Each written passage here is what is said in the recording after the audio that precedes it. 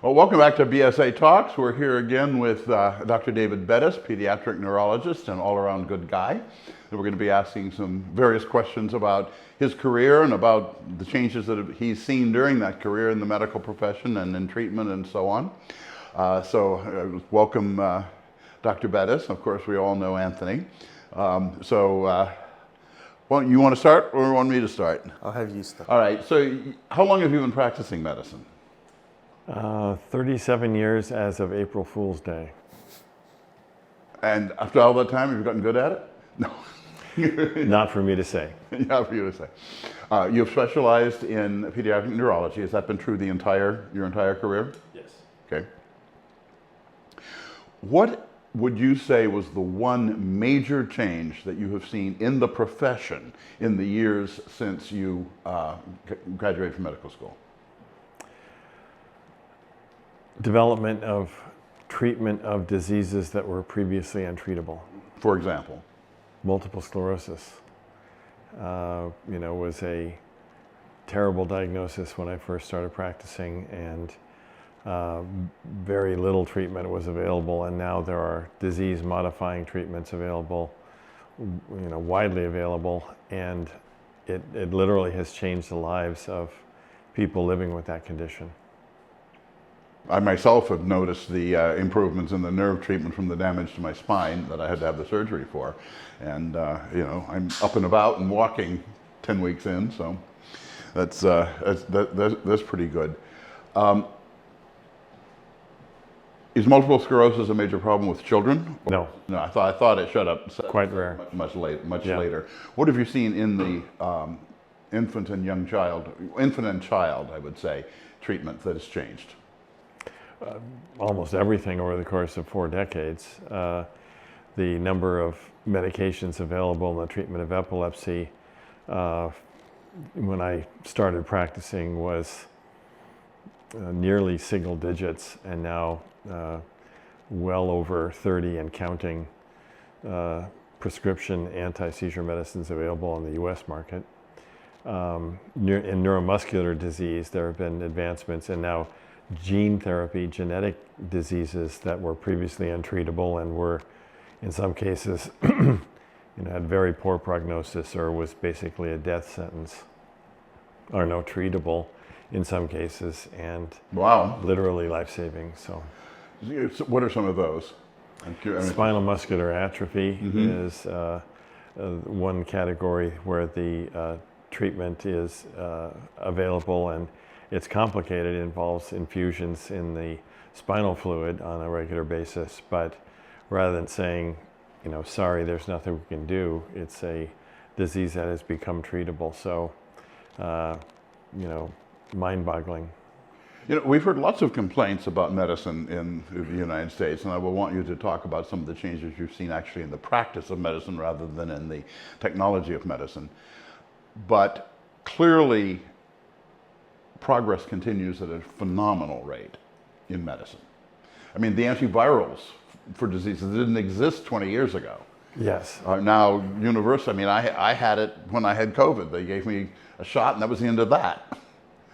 Yeah, it is mind-boggling and more difficult to keep up with in terms of the newest developments, and the number of times patients have brought things to my attention that I wasn't aware of yet, but they had done their own research, and in some cases, when I was initially quite skeptical, became an advocate of those treatments once I became familiar with them. Now, question for you. So with you being a neurologist, do you think in all the advancements that have been happening over the last couple of years, do you think something like Neuralink, that is extremely advanced, would have benefits of curing certain things? Musk connecting people to chips. That is kind of at the edge of my thinking, but I read an article some time ago by a futurist who predicted that within the next 30 to 50 years, human beings would become hybrids. And when I first read that, I thought, that's science fiction. But do you know anyone who doesn't heavily rely on their cell phone. No. And I don't know my daughter's cell phone numbers because all I have to do is remember where my cell phone is. And that is now an extension of my brain in terms of memory, and it's crucial. And if it's that crucial, why not make it something you can't lose, put it inside your body in miniaturization and a microchip. And when I first heard that, I thought, I'm not like a cat at a rescue shelter that gets chipped, but I thought, yeah, I'd like to never lose that and have access to it anytime. So the extension of the human brain of tasks that can be computerized, miniaturized, electronic, why not? And that's the way of the future. Virtual reality, and we can all think of examples of that. Driverless cars that can't, a driverless car never falls asleep, never gets drunk, never does things. I mean, there's some technical issues that need to be solved and safety issues, but it's coming. And my expectation is my generation will probably never be comfortable in driverless cars because we didn't grow up with it. And, 2 generations from me won't be comfortable with human drivers because they're unreliable. So it's very interesting to think about that. Although those of us who have been through Sikh cab drivers going across New York, Manhattan at rush hour will be very happy with driverless cars. No doubt. And do you think, so you said your phone is an extension of, your memory and the knowledge you have. Is there a way to grow at an expedited rate what you can store for memory versus... You mean like actual human memory? Yeah, is there like tactics that someone can use or certain trainings that someone can use to help? Well, I'm talking about things that if you can store them in someplace beside your brain and it's important information, you just have access to it. So, encyclopedic, everyone in the world with a cell phone has encyclopedic knowledge because they just ask it on a browser. And, who hasn't Googled the answer to a question these days? And These days, just simply ask the phone the answer to the question. Exactly. And so I think of that as an extension of human memory. I don't need to memorize what year Mahatma Gandhi was assassinated because I can get it in 5 seconds, and that's kind of in a way a great advance. Do you think that's making people lazy or making people more knowledgeable? Probably depends on the person, and I feel kind of privileged to have grown up in a generation where, as a physician, when I prepared a talk, that meant a trip to the library and going through 3 different ways of accessing information in hardbound volumes in the library. You would research a topic, by the author, and by the journal. And that way you would access English version journals. And it would take several hours, but then I would give a talk on a certain subject to my peers or my professors and back it up with citations. Now I can do the same research in the world literature on my telephone or on my desktop computer instantly. And I do it pretty routinely in taking care of rare conditions that I haven't seen for a while. And there's an actual published literature search thing for physicians that you can get, really contemporaneous information on a very esoteric topic with click of a few buttons. And you'd have to be pretty lazy not to access that to do your best job for a patient. In the old days, sometimes it would take me several phone calls or a trip to the library or finding the right textbook on that subject to try to get the information I needed. And now it is much, much easier. And I think overall that's been advantageous for physicians who are motivated to do the best for their patients and and stay up to date. Do you think, with looking at studies, I find that a lot of times you can make a study have the outcome you want it to have by manipulating a few things. How does someone at home, for example, who has a certain issue and they feel like their doctor isn't as proactive on finding new research or really trying to help them resolve their issue, and they want to go to their doctor with, hey, look, I found this study. How can someone filter out the ones that are bad and the ones that are good? I mean, we used to have peer review process. Peer review processes have evaporated. So the issue is what now is used to determine by a person doing the research that this is real. Peer review process has not evaporated in medicine. It is being eroded in science in general. And for a non-medical person, it is hard for them to do what you asked about. There are aggregate studies. So you name a topic, and you have 30 studies, but some are really, really good studies that are prospective, double-blind controlled studies. That's kind of the gold standard. So I have a theory that if I treat disease X with drug 1, it'll make the disease better. And then I test it with a placebo, and it's a scientific method. One of my favorite recent t-shirts was, and maybe I got this from you, the scientific method doesn't give a how you feel. Yeah, exactly right. I'm not into your truth versus someone else's truth. Yeah. The scientific method should get to truth and reality because it is completely objective. So physicians can filter through studies like that, and they're filtered for us. So the highest grade of evidence is that, and that's kind of the gold standard. And it's very hard to argue, although there still is placebo effect. And placebo effect in medicine is something to take very, very seriously, and can be as high as 30%. Give someone saline solution, which is salt water, or a sugar pill, and they get better, or they are more important, just as powerfully, they have the side effect they were told they might have. You give someone basically a small piece of candy and they throw up because they were told it might be an anti-cancer drug.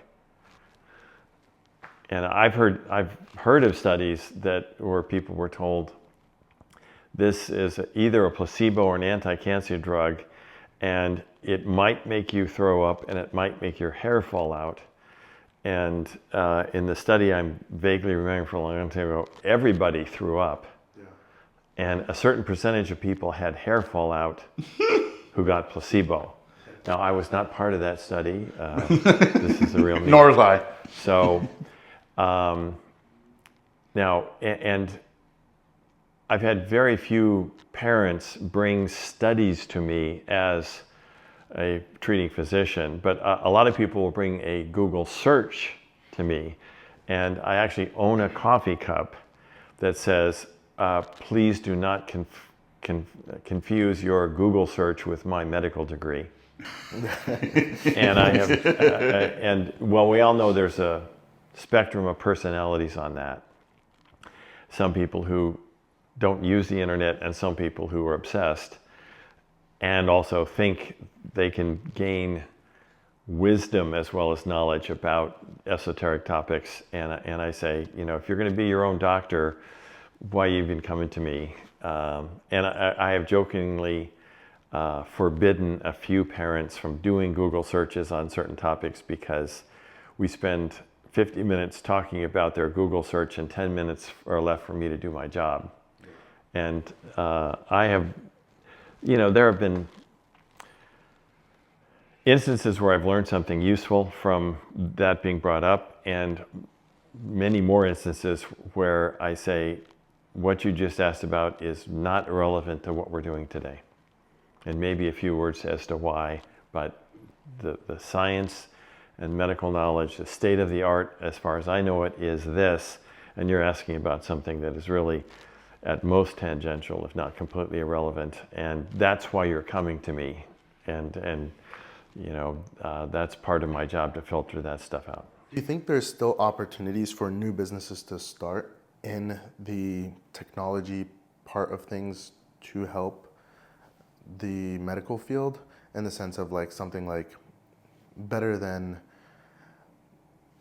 technology than what we're currently doing, like maybe implementing AI into your field? Yes, but the question you asked, there's infinite possibility. Yeah. Can it be applied intelligently, efficiently, effectively, and cost effectively? That would be the challenge. I also have some trouble with the term AI, because I abide by a level of definition of the word intelligence that is attributed to human beings when they're using their God-given brains the way I think it was designed to bring. And I prefer to use the term machine learning for a lot of AI. You can teach a machine to do something and it can do it incredibly fast, but it is effective as a sentient, educated human being, rarely. So with machine learning versus AI, we've had machine learning for a long time. It's, you give something code and it will repeat it. What do you think, like, I'm talking about advancements in the last like 2 years, 3 years, that have been far more than what normal society has seen, and how the medical field can really leverage that. Well, particularly for filtering the crap out. Yeah. I mean, because you were just saying, and it's correct, that in this time in which there's so much information, good, bad, and indifferent, being thrown at people, they have no filter mechanism. They have no filter mechanism in the normal civilian case, because they simply don't have the basic knowledge behind it. I see that in my field, and I'm sure you see it far more than I do, where you're asking questions, as you said, about something that's only peripheral, but you can't judge that it's only peripheral to the case at hand. Is that a place for artificial intelligence, or what's passed for artificial intelligence these days? The ability of a program to catalog information, judge the relevance of the information, and tie pieces together, which is increasingly occurring. Do you see a role for that in filtering the overwhelming amount of information a doctor has to take? There should be, but let's take the example of one of the main jobs of a physician, which is to make a diagnosis. Mm-hmm. Okay, and I have not yet seen an AI program that can match a good clinician in terms of reaching a diagnosis. But why not? Because how do we reach a diagnosis? We see the patient, we take a history, which is gathering information, and a lot of it boils down to symptoms. What was the problem that brought you to me today? When did it start? How severe is it? What part of your body is affected? What makes it better? What makes it worse? What treatments have you tried? Does anyone in your family have that? Very basic, simple questions that are really not much more than common sense. Yeah. But the answers to that is my profession. Yeah. How do I reach a diagnosis of a nerve problem versus a muscle problem versus a brain problem, yeah, versus other, versus a non-problem? The number of times that I get answers to those questions and I say, there is no described neurological disease in human beings that fits your constellation of symptoms. So stop watching Oprah. So this is possibly or likely in the realm of psychosomatic illness, and not physically organically based. So I'm very interested in, and why can't physicians someone develop an algorithm would help physicians? And the examples that haunt me are rare diseases that come to my attention I've never seen before, And I try to make a diagnosis, but that's one of the hardest things in medicine, to make a diagnosis of something you've literally never seen before and sometimes never heard of. Again, the number of diseases that are being defined, especially in the realm of genetics, is an ever-increasing list. And one of the sayings in medicine, especially genetics, is if you buy a book, if it's had time to be printed, it's out of date, because that's how quickly things are changing. And in high tech, that obviously applies too. But why can't there be an algorithm where you say, okay, enter the symptoms, and enter the age and gender and family history of a patient, and maybe the program would have a few more fine-tuning questions saying, no, it was only the right leg, it wasn't the left leg, or yes, it does get worse when the patient bends their knees, and some kind of hints like that. And I've had that where we have chat groups in pediatric neurology where the real wise, experienced, knowledgeable research professors will get symptoms of a case online, and they'll come up with the answer, and I'll go, oh yes, the light comes on. Why can't a computer program do that? So far it hasn't, and there's something about weighing and emphasizing or de-emphasizing a certain point, and then does that fit with the physical examination, and what tests to order. I think there should be and will be an increasing utilization of machine algorithms, artificial intelligence, whatever we call it. But then I get to the point of saying, when am I going to be out of a job? And my profession will be unnecessary. And I don't see that coming for a long time, because, how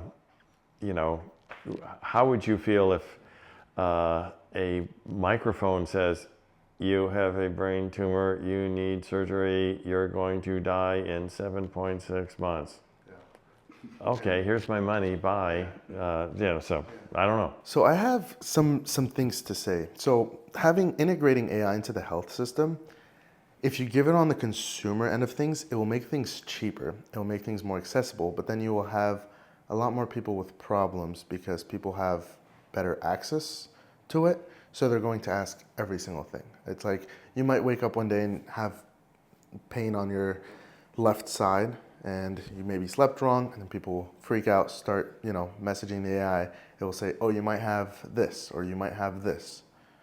Versus most of the time people would wait a day or two before they see a doctor, see if it persists or not. So that is one side of things where I don't think it should be accessible to the consumer quite yet, because it might make people more paranoid about their health. Having a doctor have access to it, and in that sense, it's great, because like you said, you can have all the top doctors in each field do research, choose the best research things, and feed that to the AI. So they would choose, hey, this is how I'm going to analyze each research. This is the best research.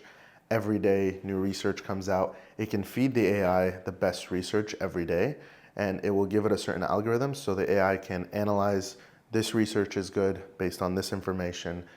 And now doctors can go in and, when they get a patient in, they have a questionnaire that they can answer. And, hey, I have this patient, they're this age, and the AI can see the history of the patient. You give it all the information, and it might give doctors things that people would have really have thought of. For example, I had celiac, and it took the doctor 3 years for them to even find out that I had celiac. And it only took, I went from one doctor to another, to another, to another, until one doctor says, hey, I've seen this before, this is what it is. But if it's been, if it went through something like an AI, he might have said one of the things is celiac. And, the doctor would have never thought about that, but because an AI gave him that, they're more likely to do testing on it. Yeah, well, a lot of questions in that. Yeah. First of all, we've been dealing with the internet searches by patients for a long time, and I have learned if the patient kind of persists in that, we'll have several long appointments and wasted time and wasted money to go through all that, or they go find a new doctor if I seem too impatient with it. And I would say that's artificial disintelligence, disinformation. You know, you're trying to get to the goal of diagnosis. If you're going off here and off here and off there, it actually lengthens the process. It doesn't streamline it. And part of me, I've thought for a while, why not combine the wisdom of the best clinicians in the world using the information age and artificial intelligence? And my simple thought is have an online chat group, and you can enter all your patients' information under the realm of confidentiality somehow. And then it's kind of a contest of the best doctors in the world in pediatric neuroimmunology to say, oh, I think it's this, or ask a few more questions. And there is some kind of reward for the doctor who gets a diagnosis right. You know, you get $10,000 if you're the first doctor to say this is adrenal leukodystrophy or who knows what, and it turns out to be right, and it is good for the patient somehow in terms of getting them to correct treatment or avoiding unnecessary further testing, or helps family members know that there's now this genetic possibility in the family.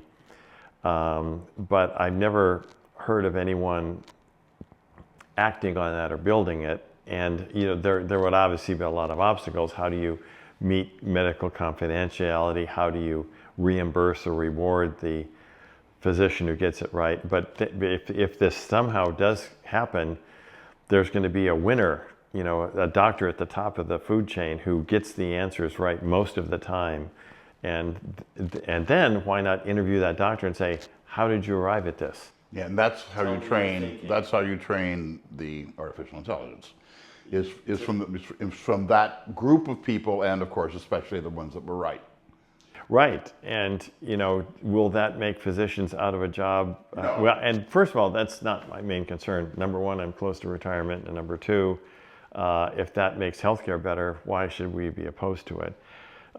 Your first point was you shouldn't have access to that information if you're a consumer, because it could be misused. I'm not a big believer in restricting access to information in a free society, and I like transparency, but it can be abused. But that's kind of the price you pay in a free society, in a social contract that I like to think exists in America.